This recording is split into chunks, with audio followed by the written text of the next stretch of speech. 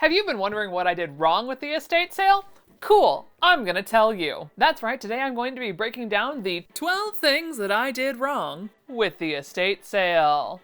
And don't you worry, I have seen all of your comments about how much I spent and if I'll get my money back. So I'm also going to be answering that little breakdown as well as we go through the video. Number 1, an updated check-in with my friend that lived there. Instead of, I don't know, using this thing called a phone and messaging my friend that I absolutely have a direct link to on Instagram about the size of the hoard, or if there was new fabrics, what she thought. No. I did it the hard way. Are we noticing a theme here? I decided in my infinite wisdom to just wing it and go off the photos. I'm a stage manager. I should know better. You never go off the photos, Stephanie. You always go off the ground plan, which is to scale, which means you can measure it. I had no way to measure this, except maybe by this bathroom photo where I could clearly see the scale of the toilet, but that doesn't tell you the size of the rest of it. Number 2, a bigger truck. Yes, friends, I, in my infinite stage management wisdom, thought by looking at these photos that a 15-foot box truck would absolutely be overkill. I literally got this because the only reason I thought I needed it was because of the ramp on the back of the truck to get the sewing pattern cabinets up, which I knew I would need, but I was actually trying to figure out how we were going to make such an empty truck drivable all the way back to Florida. So yes, I absolutely should have gotten the 24-foot and just dealt with it. Or maybe I should have taken U-Haul up on their offer that they texted me like literally the day before saying, hey, do you want to drive a trailer down to Orlando? Because we have families that need them. We'll offer you 75 doll hairs. The answer is no. Bro, the amount of gas that would take to get that thing down to Orlando would have been way more than that. But of course I left things behind, so maybe I actually should have done it. The truck rental did cost $461.11. Number 3, speaking of trucks, I would have absolutely gotten an extra day with the truck. Because here's the thing, not only did we pull this off in 36 hours, I then came home and had 36 hours to deal with the daggone truck, which, fun fact, was not entertaining. So, yeah. I would have gotten an extra day because it would have absolutely given me more freedom, and it also would have given me the ability to do the next thing. Number 4, I would have thrown some of it away. If I could go back and do it again, I would be much more aware of what was happening during the truck pack itself, because there were bolts of fabric that had no business being on this truck. And I've already sort of gone through it the first time to figure out which ones are super bad, which ones aren't, but yeah, no. I would have planned a trip to the dump while I had the truck because there were so many bolts that were just gross. I've just been throwing away in my personal trash can. So sorry, trash guys. Number 5.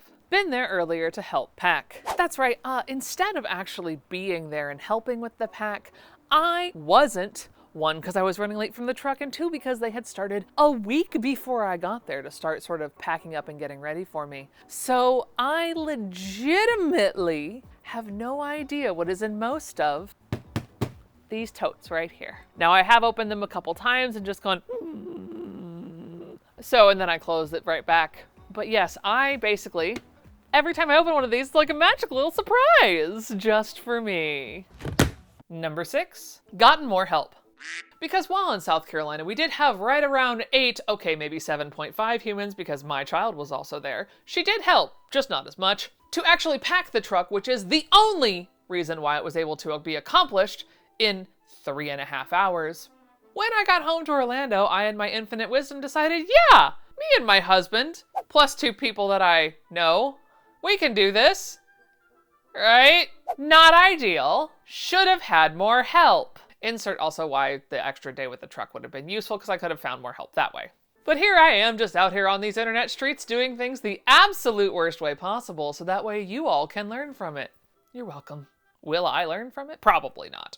I did absolutely pay everyone for their help, and it ended up right around $350. Number 7, cleaning. Maybe I shouldn't have just cleaned my garage. Yeah, I know it doesn't look like it, but I promise it was at one point. Maybe I should have also taken a moment to clean the office. What an idea.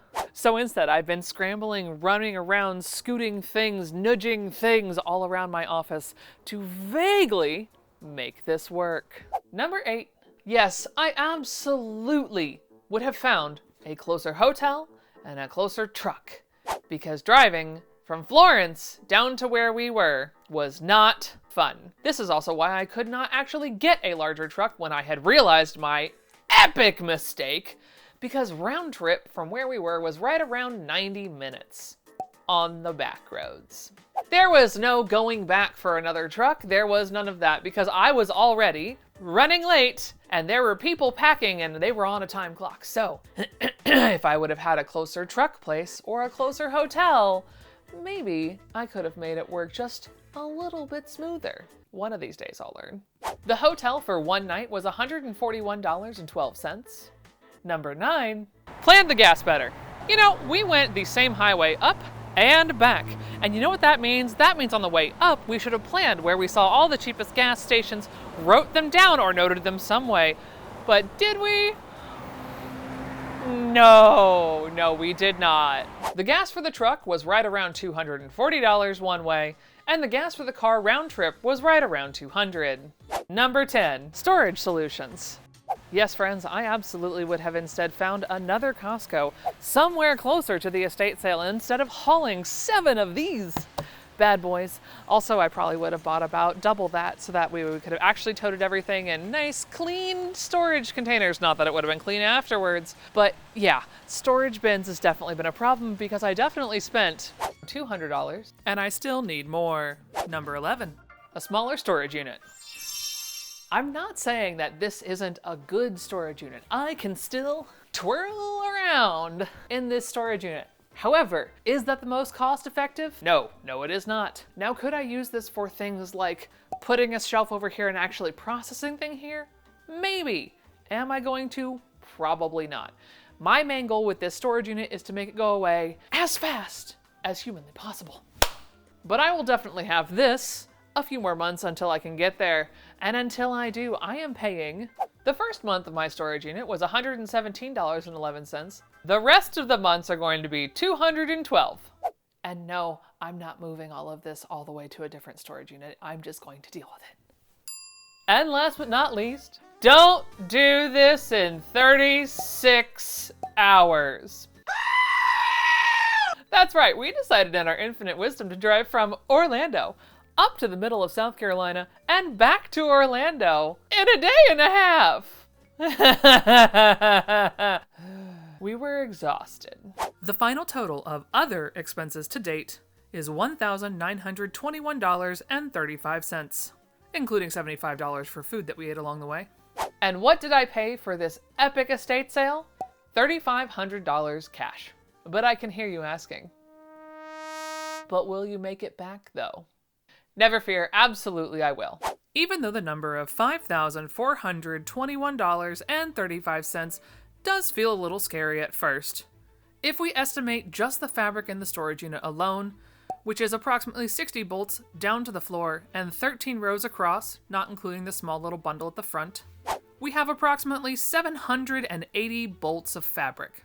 And approximating that each bolt has 4 yards of sellable fabric, at a conservative $7.50 a yard, that means I have approximately $23,400 in fabric alone. This total will be a little bit higher because I have not included patterns, notions, mannequins, and other such a sundry that live in my garage. And if you've made it all the way through the end of this video and you have no idea what I'm talking about, awesome, hi, welcome. You should probably subscribe. But you should absolutely check out this video right here where I detail the entire estate sale from top to bottom and show you the first round of fabrics that I found. And of course, YouTube thinks you'll like that one right there. Until next time, friends, sew in chaos. Bye. There's people. Fill in the blank with what you're paying. Ooh, this lighting is terrible out here.